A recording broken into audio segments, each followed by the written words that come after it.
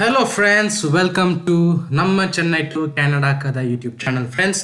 And இன்னைக்கு நான் உங்க அருண் பேசுறேன். Friends, நான் என்னுடைய previous வீடியோல சொன்ன மாதிரி step by step process to get FSWP PR for Canada.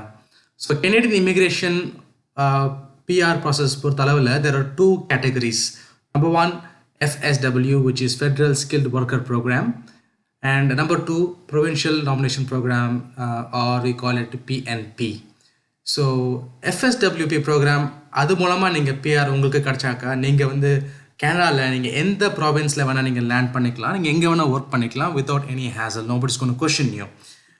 On the other hand நீங்கள் பிஎன்பி மூலமாக உங்களுக்கு கேனடாவில் பிஆர் கிடச்சதுன்னு சொன்னாக்கா, ஃபார் எக்ஸாம்பிள் சஸ்கேஷன் ஆகட்டும் இல்லைன்னா ஆல்பர்ட்டா ஆகட்டும், உங்களுக்கு அது மூலமாக வந்து பிஆர் கிடச்சதுன்னு சொன்னால் நீங்கள் அந்த ப்ராவின்சஸில் நீங்கள் ஒரு 1 or 2 years அங்கே ஒர்க் பண்ணுற மாதிரி இருக்கும். அதுக்கு பிற்பாடு நீங்கள் வேறு ப்ராவின்சஸ்க்கு மூவ் பண்ணிக்கலாங்க. Okay guys, let's get into the slide directly. இந்த ஸ்டெப் பை ஸ்டெப் ப்ராசஸ் பார்த்தீங்கன்னா ஃப்ரெண்ட்ஸ், நான் வந்து என்ன டாஸ்க் பண்ண போகிறோம், அதுக்கான டைம்லைன்ஸ் என்ன, அதுக்கான காஸ்ட் எவ்வளோ ஆகுது அப்படின்ட்டு சின்ன ஒரு கேட்டகரைசேஷன் பண்ணியிருக்கேன். And this is what I followed personally to get my PR. And let's assume today's day 1 and இன்றைக்கி நீங்கள் ஸ்டார்ட் பண்ண போகிறீங்க உங்களுடைய பிஆர் ப்ராசஸ். ஸோ ஸ்டெப் 1 நீங்கள் என்ன பண்ணுவீங்க அப்படி பார்க்கும்போது நீங்கள் உங்களுடைய ப்ரொஃபைல் எவாலுவேஷன் பண்ணுவீங்க. And you can do it either on cic.gc.ca. அதுலேயே ஒரு ஆன்லைன் கொஷினர் இருக்கும். அண்ட் அதன் மூலமாக நீங்கள் ஒரு கொஷனுக்கு ஆன்சர் பண்ணிவிட்டு you will arrive at a final score which has to be 67 out of 100 to be eligible to take part in the process. சரிங்களா? இந்த questionnaire will be around yourself. நீங்கள் உங்களுடைய ஏஜ் என்ன, உங்களுடைய எக்ஸ்பீரியன்ஸ் என்ன, உங்களுடைய occupation என்ன, நீங்கள் ஃபேமிலி சைஸ் என்ன, இதெல்லாம் வந்து உங்களுக்கு இந்த கொஷினரில் பண்ணுற மாதிரி இருக்கும். ஸோ நான் என்ன பண்ணேன்னு சொன்னீங்கன்னாக்கா, நான் வந்துட்டு I want to be double sure because இந்த due course of the process நம்ம நிறைய அமௌண்ட் ஹெவியாக இன்வெஸ்ட் பண்ணுற மாதிரி இருக்கும். ஸோ நான் எலிஜிபிளான்றது நான் மட்டும் செக் பண்ணது இல்லாமல் இன்னொரு ஒரு கன்சல்டன்ட் மூலமாக கொஞ்சம் காசு கொடுத்து நான் செக் பண்ணிக்கிட்டேங்க. ஸோ நான் என்ன பண்ணேன், ஒரு கன்சல்டன்ட் போய்ட்டு ஐ bad them 1500 plus some taxes and I got my eligibility done and I found to be eligible. So இன்னைக்கு நம்ம let's assume இன்னைக்கு step 1 முடிச்சிட்டோம் and நாளைக்கு நம்ம step 2 பண்ணுறோம், which is like after you're eligible, நீங்கள் என்ன பண்ணணும்னு சொன்னாக்கா, first you should have your credit card ready with you. ஆமாம் ஃப்ரெண்ட்ஸ், இந்த ப்ராசஸ் முழுக்க நீங்கள் கிரெடிட் கார்டு யூஸ் பண்ணுற மாதிரி இருக்கும். ஸோ கிரெடிட் கார்டு மூலமாக நீங்கள் வந்து உங்களுடைய எஜுகேஷன் கிரெடென்ஷியல் அசஸ்மெண்ட்டுக்கான ப்ராசஸ் நீங்கள் ஸ்டார்ட் பண்ண போகிறீங்க. அண்ட் உங்களை IELTS டெஸ்ட்டுக்கான ப்ராசஸ் நீங்கள் ஸ்டார்ட் பண்ண போகிறீங்க ஆன் ஸ்டெப் 2 அண்ட் ஆல்சோ டே 2. என்ன ஆகும்னு சொன்னாக்கா, இங்கே வந்து WES.org அப்படின்ற ஒரு வெப்சைட், வேர்ல்ட் எஜுகேஷன் சர்வீசஸ்.orgன்ற ஒரு வெப்சைட்டில் போய்ட்டு நீங்கள் அப்ராக்சிமேட்லி 11,935 rupees INR நீங்கள் பே பண்ணிவிட்டு you will get your reference number for education credential assessment. நீங்கள் அதை பே பண்ணும்போது என்ன கேட்பாங்கனாக்கா, நீங்கள் என்னென்ன படிச்சிருக்கீங்க, உங்களுடைய எஜுகேஷன் குவாலிஃபிகேஷன் என்னென்னு ஒரு ஃபுல் இன்ஃபர்மேஷன் எடுத்துகிட்டு அண்ட் அதற்கான டிரான்ஸ்கிரிப்ட் அவங்க வந்து உங்களை டவுன்லோட் பண்ண சொல்லுவாங்க. அதை நீங்கள் கொண்டு போயிட்டு மற்ற டிரான்ஸ்கிரிப்ட் ப்ராசஸ், ECA ப்ராசஸில் நீங்கள் வந்துட்டு இன்வால்வ் ஆகிங்க. அண்ட் அகெயின் நீங்கள் WES சைன் அப் பண்ண உடனே I will also request you to sign up for IELTS exam. British கவுன்சிலில் போய்ட்டு நீங்கள் எடுக்கலாம், இல்லை IDPயில் போய்ட்டு நீங்கள் எடுக்கலாம். நான் வந்து பிரிட்டிஷ் கவுன்சிலில் போய் நான் சைன் அப் பண்ணி எக்ஸாம் எடுத்தேன் ஃப்ரெண்ட்ஸ். அண்ட் அதுக்கு வந்து it costed me 12,500 rupees. And exam date நான் புக் பண்ணுறது வந்து யூஸ்வலாக ஒரு 60 days விண்டோ கொடுப்பேன். சப்போஸ் நீங்கள் இன்றைக்கி நீங்கள் IELTSல புக் பண்ணுறதுனாக்கா ஆஃப்டர் 2 months நீங்கள் உங்களுக்கு எக்ஸாம் எடுக்கிற மாதிரி பார்த்துக்குங்க. So that you have enough time to prepare. And எனக்கு ECAலேருந்து நான் நெக்ஸ்ட் ஸ்டெப் போகும்போது எனக்கு ECAலேருந்து எனக்கு ரிப்போர்ட் வர்றதுக்கு 45 days ஆச்சு ஃப்ரெண்ட்ஸ். அண்ட் எனக்கு IELTSலேருந்து எக்ஸாம் முடிஞ்சு 13 days ஆச்சு to get my TRF, which is test report form, which will have my results. So எனக்கு நான் மீனால் என்ன பண்ணேன், நான் என்னைக்கு IELTS புக் பண்ணணும், நான் அன்றைக்கே வந்துட்டு I started creating my express entry profile in cic.gc.ca. Friends, see, this is very important. இது வந்து உங்களுடைய அப்ளிகேஷன், அதாவது உங்களை பற்றின தகவல் நீங்கள் வந்து cic.gc, which is Canadian Immigration டீமுக்கு வந்து நீங்கள் சொல்ல போகிறீங்க, which will involve உங்களுடைய நீங்கள் என்ன படிச்சிருக்கீங்க, நீங்கள் எத்தனை வருஷமாக ஒர்க் பண்ணிட்டுருக்கீங்க, நீங்கள் எங்கே தங்கியிருக்கீங்க லாஸ்ட் 10 years, உங்கள் ஃபேமிலி சைஸ் என்னது, அண்ட் உங்களோட ட்ராவல் ஹிஸ்ட்ரி எங்கெல்லாம் ட்ராவல் பண்ணியிருக்கீங்க, இதெல்லாம் வந்து நீங்கள் என்ன ஜாப் பண்ணுறீங்க, இந்த மாதிரி இன்ஃபர்மேஷன்லாம் நீங்கள் வந்துட்டு ஜஸ்ட் ஒரு இந்த CSC.gcல ஒரு ப்ரொஃபைல் ஓப்பன் பண்ணி அதில் நீங்கள் ஃபீட் இன் பண்ணுவீங்க. And this is a very long application. So நான் ஒன் டேல என்னால் முடிக்க முடியல. I took like 2 to 3 days time. And நீங்கள் ப்ரொஃபைல் க்ரியேட் பண்ணுறதுக்கு there is no cost involve. சரிங்களா? அண்ட் ஸ்டெப் 4 வந்து உங்களுக்கு இது எப்போ தேவைப்படும் சொன்னாக்கா, நீங்கள் ஐஎல்ஸ் முடித்து எழுதிட்ட பிறகு ஒரு 13 days கழித்து உங்களுக்கு TRF ஃபார்ம் கிடைக்குங்க. சரிங்களா? அந்த TRF ஃபார்மில் வந்து ஒரு நம்பர் இருக்கும். அந்த நம்பரும் உங்களுடைய எக்ஸ்பிரஸ் என்ட்ரி ப்ரொஃபைலில் இருக்கிற அந்த அப்ளிகேஷன்லேயும் அங்கே ஒரு சின்ன ஒரு ப்ரொவிஷன் கொடுத்துருப்போம், டு என்டர் ஐஎல்ஸ் TRF நம்பர். நீங்கள் அது அந்த என்டர் பண்ணும்போது உங்களுக்கு வந்து CRS ஜென்ரேட் ஆகும். CRS is nothing but comprehensive ranking system score. சரிங்களா? இது வந்து உங்களுடைய ஐஎல்ஸ் எக்ஸாம் ஸ்கோர் பேஸ் பண்ணி, உங்களுடைய எக்ஸ்பீரியன்ஸை பேஸ் பண்ணி, உங்களுடைய எஜுகேஷன் குவாலிஃபிகேஷனை பேஸ் பண்ணி, உங்களுடைய ஏஜை பேஸ் பண்ணி உங்களுக்கு வந்து ஒரு ஸ்கோர் சிஸ்டம் ஜென்ரேட் பண்ணி கொடுக்கும். அண்ட் நீங்கள் அன்றைக்கி என்ன பண்ணுவீங்க, without delay you will submit that express entry profile into the pool. So இது again it will take not more than 1 day, and again it doesn't involve any cost. ஓகேங்களா? Now let's go to step 5. So step 5, இப்போ நீங்கள் once CRS generate ஆகிட்ட பிறகு, once நீங்கள் profile submit பண்ண பிறகு, let's assume உங்களுக்கு வந்துட்டு ஒரு out of 600 you'll be getting a score, CRS score which may range anywhere between 200 to 450 or 500. So என்னுடைய ஸ்கோர் பார்த்தீங்கன்னாக்கா I was somewhere between 450 to 460. And அவங்க என்ன பண்ணுவாங்க, Canadian Immigration Authorities, அவங்க they will take a draw. So draw எடுக்கும்போது உங்களுடைய CRS score வந்து cut ஆஃபை விட அதிகமாக இருந்தால் you will receive something called ITA, which is like invitation to apply. Invitation to apply is nothing but Canadian Immigration Authority is inviting you to apply for the process of PR. ஓகேங்களா? இது வந்து உங்களுக்கு கிடைக்கும். And நான் வந்து இந்த CRS பற்றி தனியாக ஒரு வீடியோ பண்ணுறேங்க, அண்ட் IELTS பற்றி தனியாக வீடியோ பண்ணுறேன். I think I should take a pause and I should emphasize the importance of IELTS. ஏன்னு கேட்டிங்கன்னா ஃப்ரெண்ட்ஸ், இந்த ஹோல் ப்ராசஸில் there is only one thing which is under your direct control, which is nothing but the IELTS score. ஓகேங்களா? நீங்கள் IELTS score நீங்கள் எவ்வளோ அதிகமாக நீங்கள் எடுக்கிறீங்களோ அவ்வளவு வந்து the chances are bright for you to get into the PR, to get your ITA. நான் என்ன அட்வைஸ் பண்ணுறேன் என்னோடய ஃப்ரெண்ட்ஸ் எல்லாருக்கும், CLB 9 கண்டிப்பாக எடுக்கணும், which is like listeningல you should score IELTS 8. And மற்ற விஷயத்தில் வந்து மற்ற மாடியூல்ஸில் I think you should go for at least minimum of 7 points each in IELTS general training. So இது நீங்கள் எடுத்தீங்க சொன்னாக்கா you will get 100 bonus points. So அந்த 100 bonus points தான் friends, it's a differentiator, and that is what is going to make or break the process. சரிங்களா? Okay, let's move on to the next step. Step 6 என்னன்னு பார்க்கலாம். Step 6ல வந்து உங்களுக்கு invitation to apply கிடைச்சி உங்களுக்கு ஒரு 90 days time period இருக்கும் to submit your final application along with your landing fees and PR fees. So இந்த 90 days டைமில் நீங்கள் அடுத்த ஸ்டெப் நம்பர் 6 பண்ண போகிறீங்க, which will involve something called documentation, police clearance. You will do a lot of paperwork to have your proof of fund. உங்ககிட்ட suppose நீங்கள் family of 3னா, இல்லை ஃபேமிலி ஆஃப் 2, இல்லை ஃபேமிலி ஆஃப் 4நாக்கா ரெஸ்பெக்டிவ் சைஸ் ஆஃப் ஃபேமிலிக்கு எவ்வளவு Canadian dollars நீங்கள் வச்சுருக்கணும் உங்கள் அக்கௌண்ட்டில் அப்படின்ட்டு சில ஒரு சார்ட் இருக்குது, which we can refer in cic.gc.ca வெப்சைட்டில்.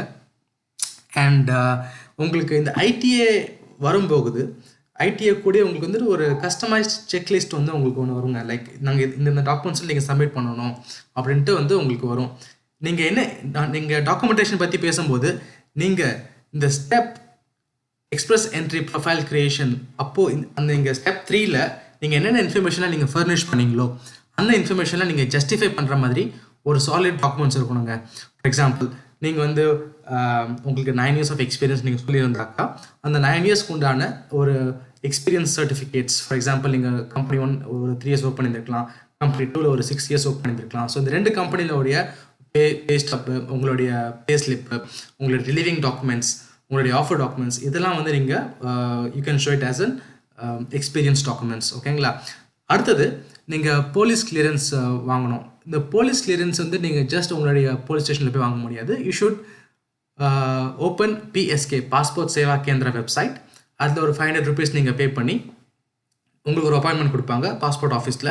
நீங்கள் அன்றைக்கி போய்ட்டு ஒரு பாஸ்போர்ட் ஆஃபீஸ்கிட்ட போயிட்டு நீங்கள் உங்களுடைய அவங்க சில கொஷின்ஸ்லாம் கேட்பாங்க, which is very simple.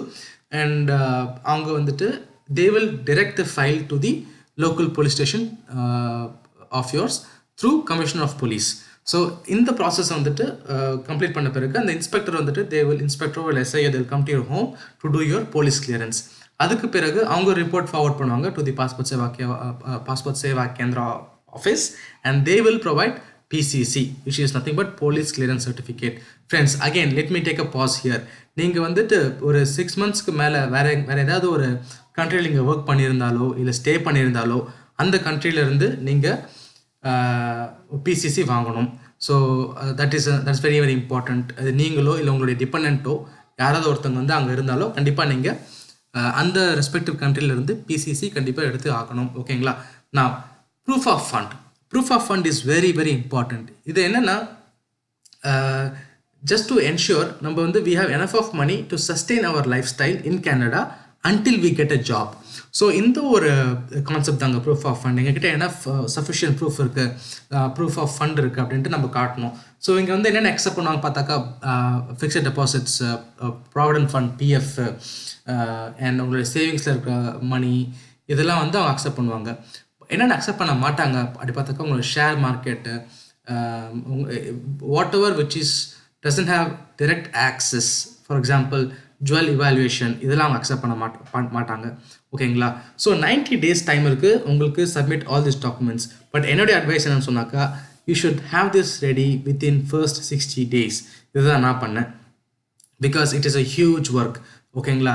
And 10 days before submitting your application you should go and do medical exam. இது ஏன்னு கேட்டிங்கனாக்கா, medical exam should be kept last the whole ப்ராசஸில். அண்ட் சென்னையில் பொறுத்தளவில் medical exam is done at Apollo creams road.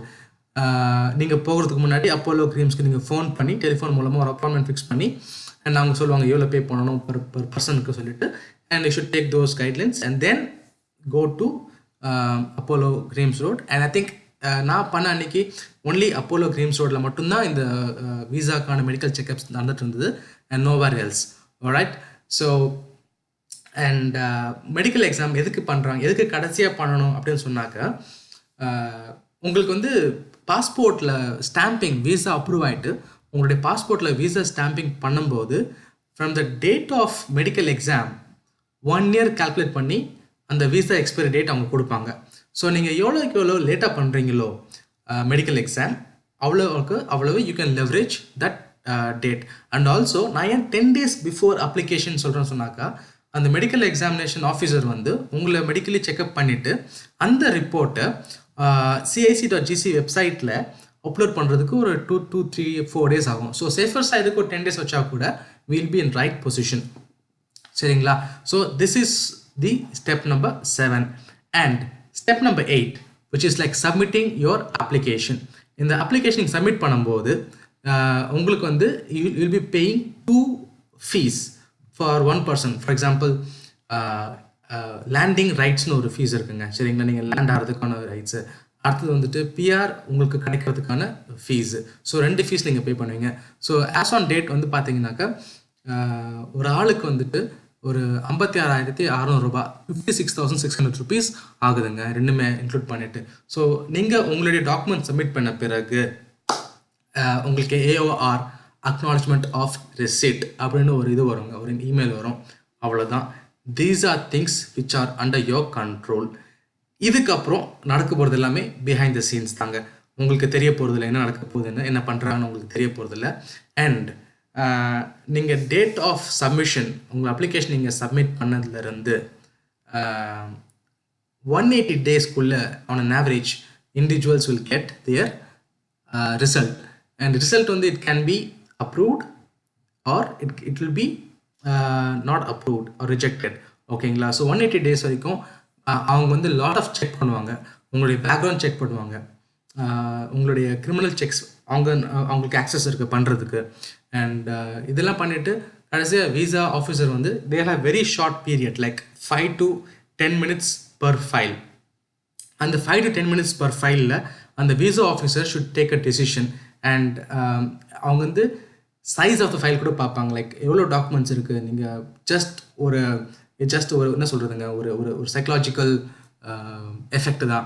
More documents it may result in easy and quick approval process provided everything is in place.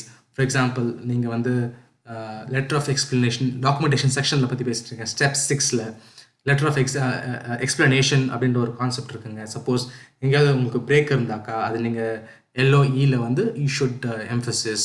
அதே மாதிரி உங்ககிட்ட ஏதாவது ஒரு loan இருந்தாக்கா அந்த லோனை பற்றி நீ should explain in letter of explanation. So இதெல்லாம் வந்து நீங்கள் பண்ணிவிட்டு நீங்கள் ஃபைனலாக உங்களுடைய டெட்லைன் முடிகிறதுக்கு முன்னாடி நீங்கள் உங்களுடைய அப்ளிகேஷனை சப்மிட் பண்ணிட்டீங்க சொன்னால் வெல் அண்ட் குட். அண்ட் பண்ணிட்டதுக்கப்புறம் you got nothing to do, just wait and watch.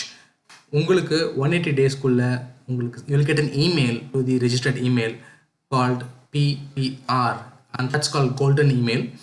And the email வந்து there's nothing but they will request your passport to be stamped by the Canadian Embassy.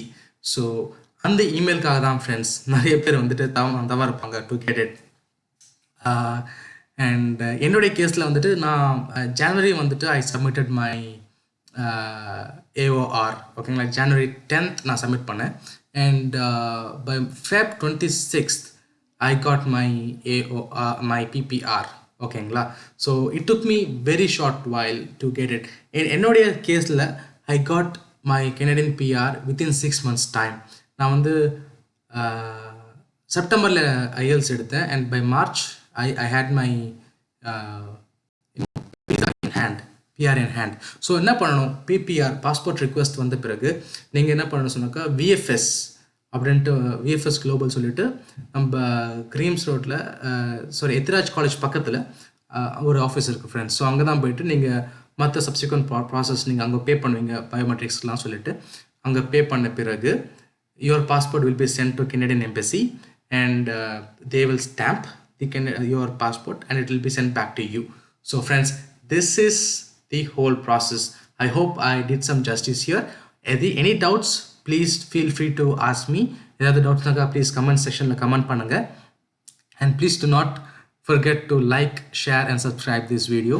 And I hope this video is helpful for most of us who's wanting to immigrate to Canada.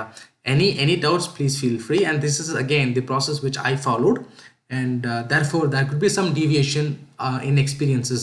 சில பேருக்கு வேறு மாதிரி experience இருந்திருக்கலாம்.